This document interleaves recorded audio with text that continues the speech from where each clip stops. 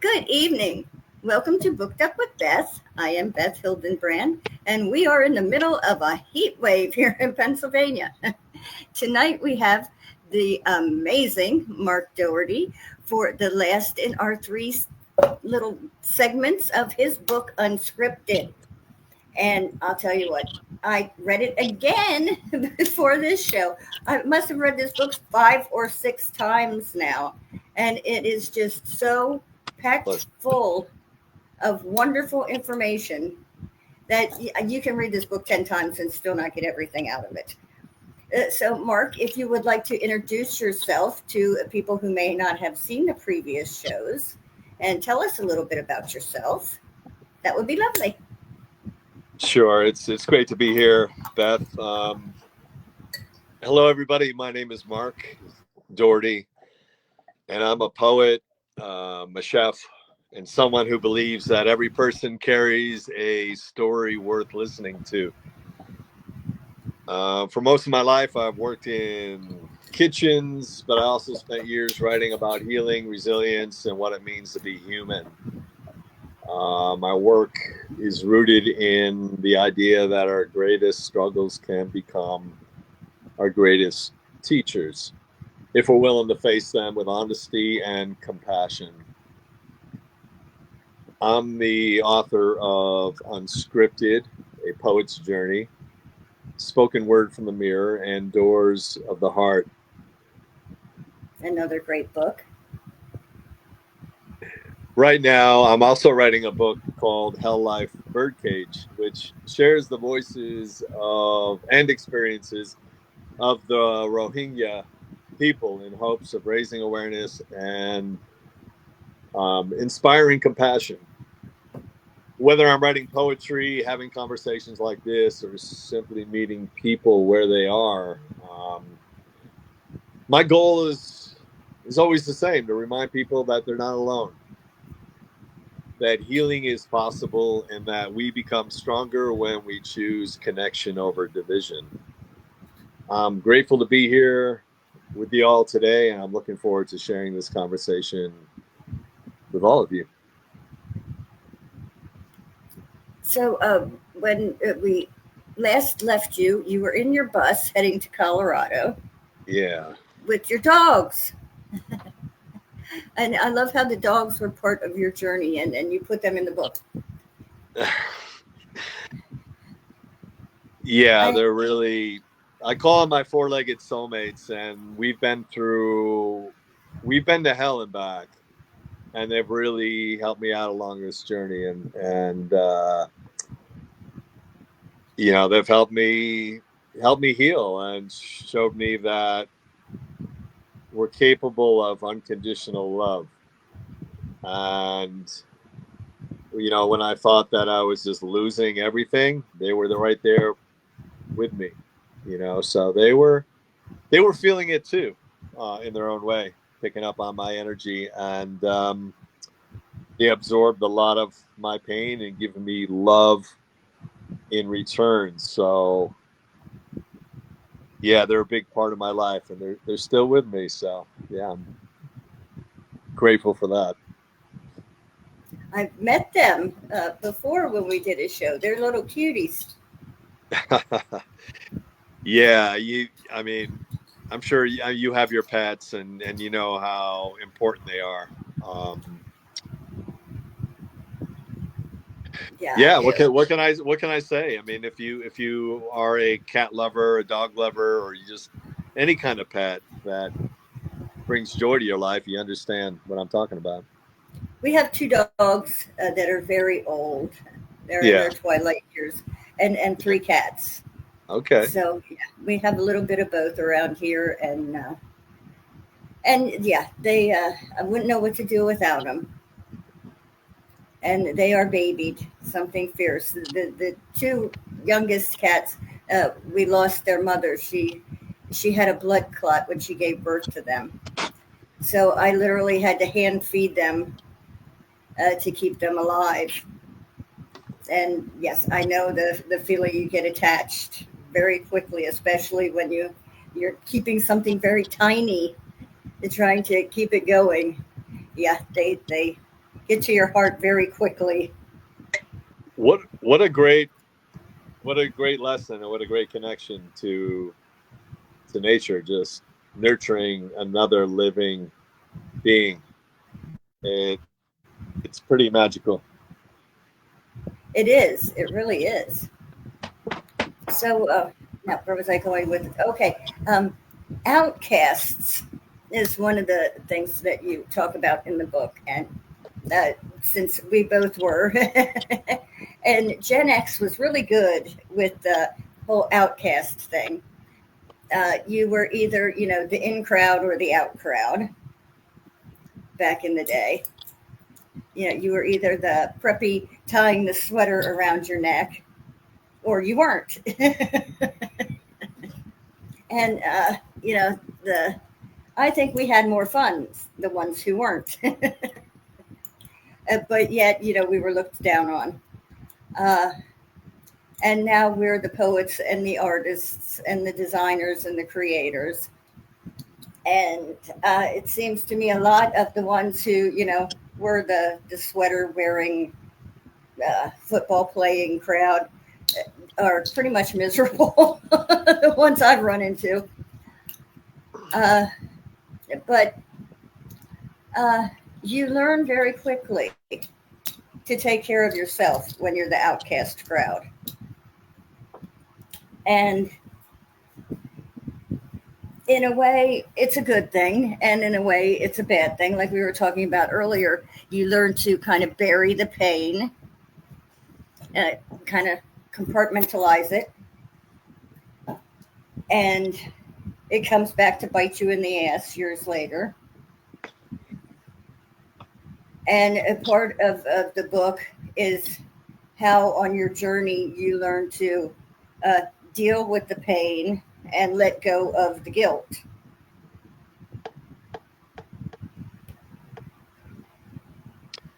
Yeah, I agree with all of that. Sometimes you don't really know you're an outcast, and you just want to fit in. We're social creatures, and whether you're an introvert or extrovert, we're still social creatures, and we need that bonding. And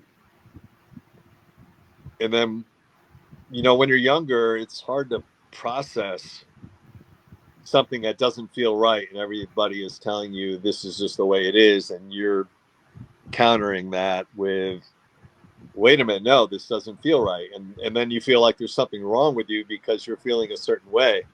Instead of being nurtured for who you are, fine. If you're a jock, that's fine. If you're an artist, that's fine too. But there seems to be this whole norm thing, whatever that means now. And it's unraveling. And it's interesting that a lot of people who might have cast the artists, the free thinkers aside and made fun of them, they're the ones that would be purchasing the art and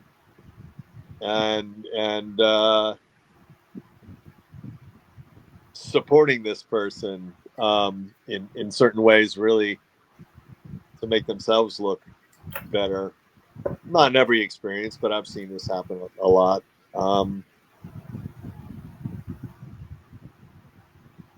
And there's a lot of people that slip through the cracks, because the system is not set up for them, and they think a different way, and they're wired differently.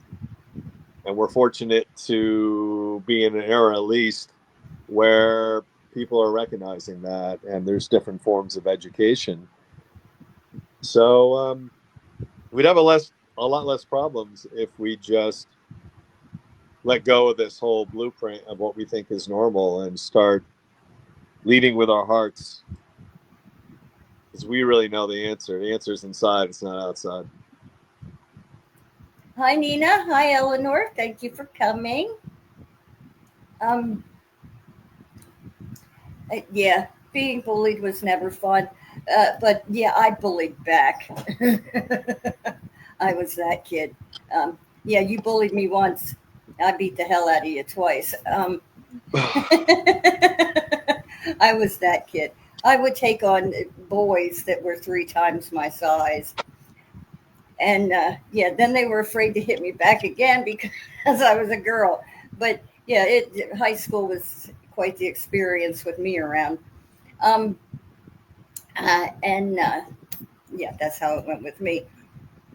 Never quite outgrew the "don't lay hands on me" thing, but uh, you were also talking about like our parents' generation, and they were very tight-lipped people. You know, you did not question. You might hear them talking, but you never questioned the things that they talked about.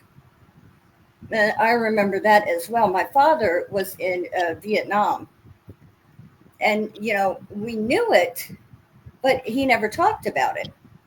And then after he passed away, uh, someone from the army showed up, came into our house, crawled up on the dryer, reached up into the ceiling, got out a stack of papers, said thank you, and left. And we're all like, okay, what's this about? And I guess he talked to my mother for a few minutes, and my father had told my mother very briefly that he was in some black ops kind of thing when he was in the uh, in the service, and apparently he had paperwork that needed to be taken away.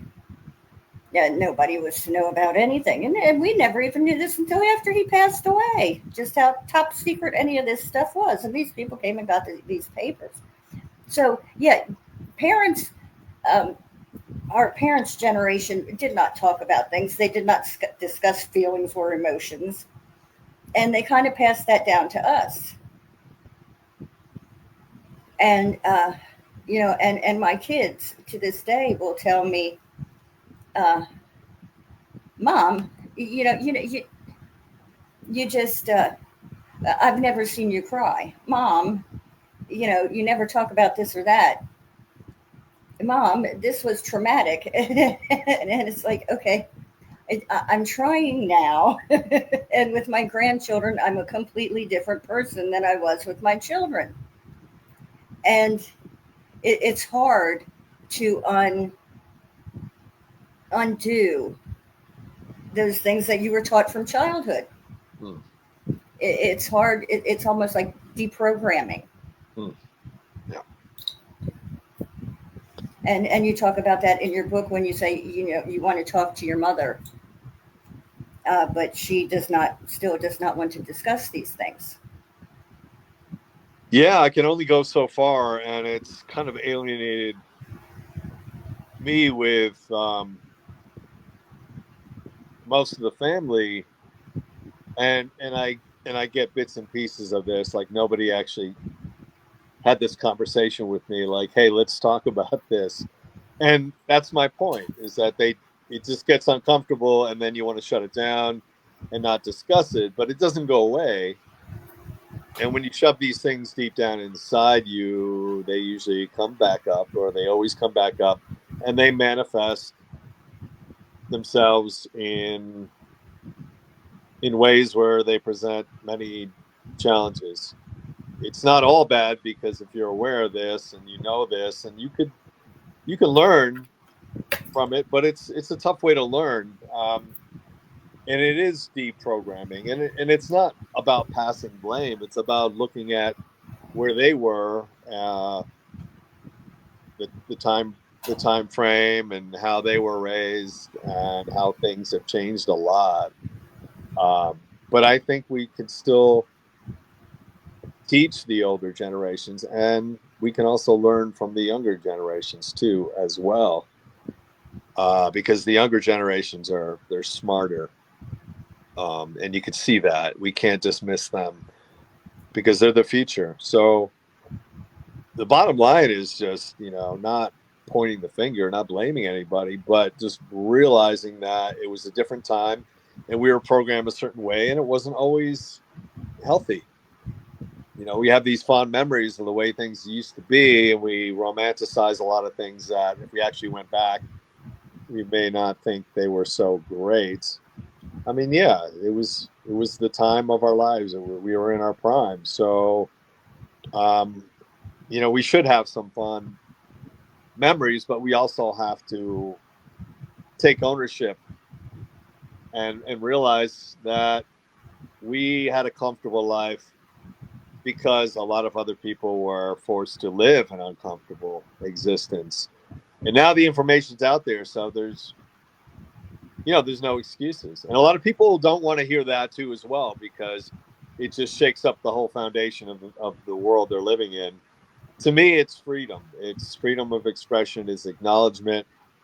And like we were talking about before we went on the air, is that we have a lot to be grateful for that we just dismiss. Um, so I think about that all the time when I have my organic coffee beans and my grinder, and I could just make some coffee in a French press, and life is pretty good. So we have to remember that every day, and we have to help each other out. That's what I say when I see these people griping about the United States. I'm like, what's better? Show me what's better. Uh, as Dave said, if there's a new way, I'll be the first in line. But hello, there is not a better country than the one you have right here. Yes, parts of it are broken, but it's the best damn place you're going to find. And we're celebrating 250 years this year. And I don't care which side you're on, we shouldn't be divided. Everybody should come together and appreciate 250 years of this great nation. That's what I have to say about that. And I'll get off my soapbox now. So Nina says, what would you like people to take from this book? So since we're wrapping all this up tonight, what do you really want people to get out of this book?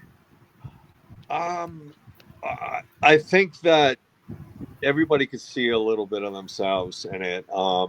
And I write about a whole bunch of different things, as you know, and it's not about me. It's about you. It's about the world. It's about having the awareness and the opportunity to create a better world with our thoughts and with our actions and the way we treat each other. It's about learning from your mistakes and looking at our mistakes and failures as teachers. Even when we're going through some really challenging times, those challenging times, we're going to look back at it as pivotal moments in our lives. And we might even romanticize about them in a certain way, but always look at life through a different lens, and think about the people that have less than. And if we can pick up somebody along the way, we're going to make things a little better. And it's a ripple effect. It's just about, it's not about taking the weight of the world on your shoulders. It's just about spreading kindness and accepting people for who they are without judgment. So this book is for people that might be struggling, and a lot of us are. Let them know that what they're going on is just a journey, and that journey has many paths, and a lot of times we're just kind of knocked on a path or forced down a path, and then there we are. So what are you going to do with those experiences that are in front of you? Life can seem so cruel and unfair when you have a comfortable existence. Think about the people that don't even have the basic things that we take for granted every day. And it's not about preaching. It's just about spreading awareness. And there's enough to go around. We don't have to hoard our resources. We don't have to monetize everything. We just have to start changing the way things were done. And there's nothing wrong with that. It's just coming up with a new plan. And you can't just go by the same blueprint all the time. You have to lead and follow with your heart. So, we have to look at history too. Like I bring up some, quite a few references of historical figures that we tend to forget about, and what their contribution to the planet was, and the sacrifices that they made. And we're still talking about these people, and they did make an impact. So, we have to ask ourselves, what are we going to contribute? And you don't have to disrupt your life or anything, but you can make other people's lives a little better just by simple acts of kindness and understanding. I am actually working on my next book of poetry. Oh, really? It's about crossroads in life. Okay. And what we learn when we come to these crossroads. And how heavy we feel when we are at these crossroads. And I am trying to start a revolution in poetry. I want poetry to be for everyone. A lot of people, they're like, it's too hard to read. It's too out there. It's too many big words, yada yada. I want poetry to be for everyone. I want poetry to be for the construction worker or the lady checking out my groceries who hasn't had a college education, or just is used to reading the what do you want to call them, romance novels that she gets while she's on her break at the grocery store. I want these kind of people to be able to read and enjoy poetry. I want it to be simple and something that people just can understand and relate to. This is the kind of poetry I want to write. I want it to be where someone can pick this poetry up and say, oh my God, somebody else understands me. They understand that this hurts, and yet at the end they can read a poem and say they went through this, but they survived it, and they feel better. This is what I want to give to poetry. Yeah, I like that. I want to be part of that revolution. Thank you. Yeah, thank you. A lot of poetry is so full of just learning and big words, and you know what I mean. Yeah, it's interesting though, because if that makes sense. It makes sense. I want to simplify it. Yeah, I like to think raw nature of poetry. Yeah, exactly. It's just really a form of expressing yourself, and I never was really into poetry before. Like, people ask me my favorite poets, and some people can just quote these poets, and the poetry for me was born out of pain, and it was survival. I was in survival mode, and all these things were just coming out from my subconscious, and it was flowing out. I was writing like 5 hours a day, just nonstop, just flowing. And it was something that needed to be done. It was a release. And I was fortunate to meet up with other poets and authors, and they encouraged me to publish. And, Angela Eureka Smith is one of them from Authortunities. If I can make a plug, because she's fabulous. How creative and wonderful and supportive she is. And there's so many people from that group. And she writes poetry that is not overblown. She writes some that is very simplified and easy to understand. That's one thing I like about her as a poet. And that's what I'm looking for. That is what I'm looking for. I don't think poetry needs to be a bunch of $2 words. I think it can be very simplified, and I want it to be that, something anyone can read and understand. A lot of it is now. I love Shakespeare. Okay, I fell in love with Shakespeare when I was in middle school. I was that dork, you know. Um, the first time I saw Romeo and Juliet, it was in eighth grade English class. Identifiable, and something speaks to you. Yes, I saw Shakespeare in eighth grade English class, and I don't know why, but it did just grabbed me. And I started reading any Shakespeare I could get my hands on. I remember in ninth grade, we had a substitute teacher who fell asleep and nobody could wake him up. So when we had our test on Hamlet, everybody copied my paper and the whole class got A's. Because the man would not wake up. Nobody else read the book but me. And that's how that went. But uh, yeah, I loved Shakespeare. But I also read Rod McEwen. I loved, of course, Jim Morrison, all the standards. So, I was very varied in my poetry reading. Um, what is Edna St. Vincent Millay with her A Dirge Without Music is got to be my most favorite poem in the world. But yeah, I just fell in love with poetry.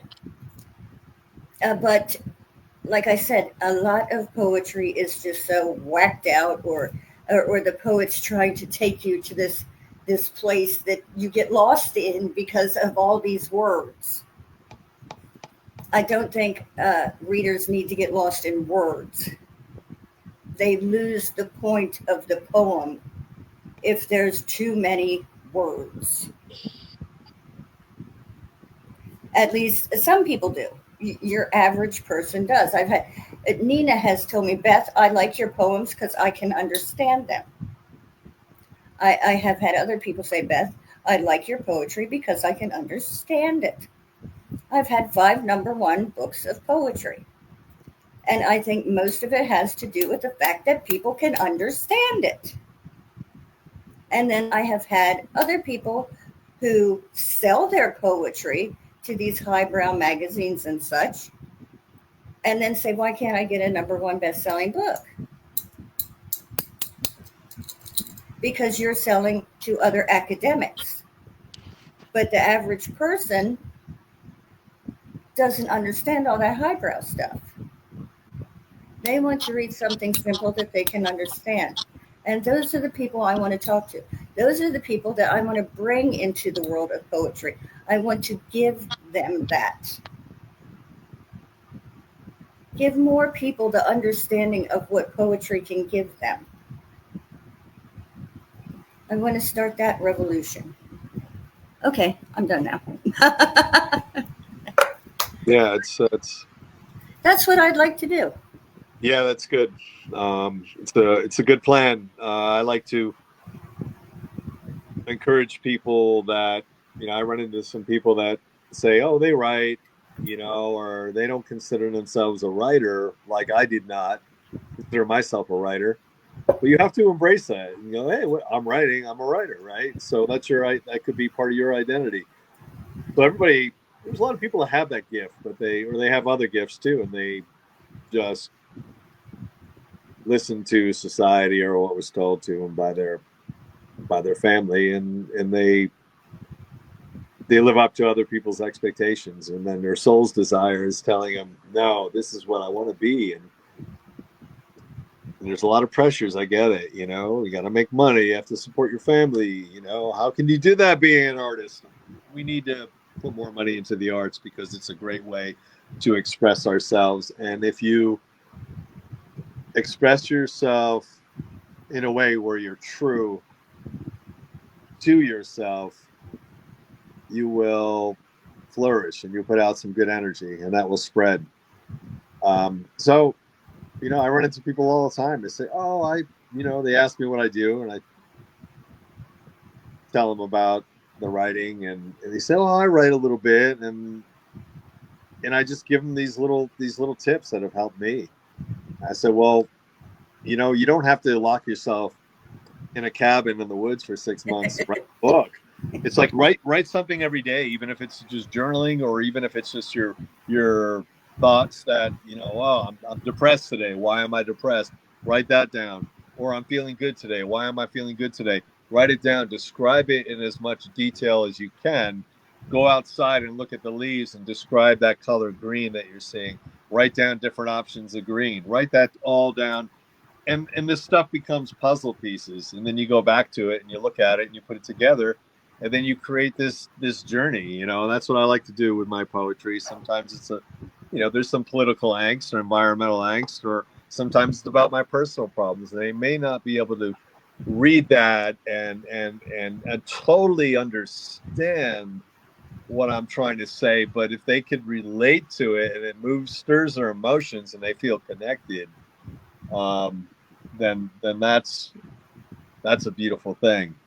It's like looking at a piece of art. Everybody has their own interpretation of what that Exactly. That's means. what poetry should be. I mean, you don't have to see the exact same thing the poet is saying, but Yeah, if you can get something from it that touches you, then the poet's job is done.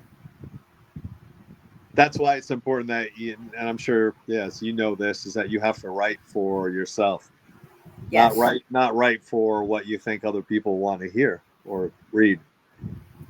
And then you're being authentic, and your people can discern and choose what they read, and My what they books have changed completely from Cain to my last book because I have changed completely. I'm a different person than I was, what, eight yeah, years that's ago. yeah, that kind of takes the pressure off, though, doesn't it? Instead It of just does. locking yourself in, saying, "Oh my gosh, I have to write this," and then you're worried about this narrative that was handed to you, instead of just looking back and say, "Why did I?" Ask yourself, "Why did I start writing?" Oh yeah, I started writing because it's an opportunity for me to express myself and share that in a way I might not be able to do in a conversation, because there's certain things that I write that I don't think I could have a conversation. I could have a conversation about if somebody brings it up, but it's nothing that really just flows from my lips. It's something that comes from my heart and my gut, and it just right into my fingers and onto the page.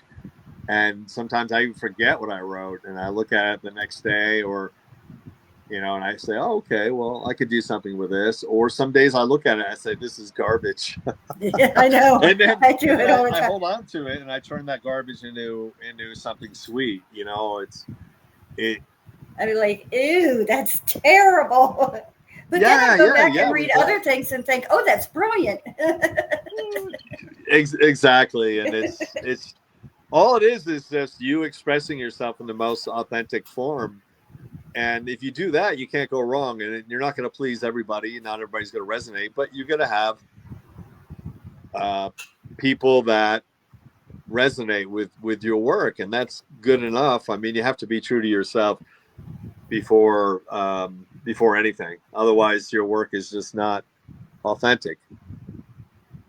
I know Eleanor said sometimes she doesn't even feel like it's her writing. I know the feeling. I'll read something and Yeah, I'll be like, you wrote that? Well, you go, girl. That's good.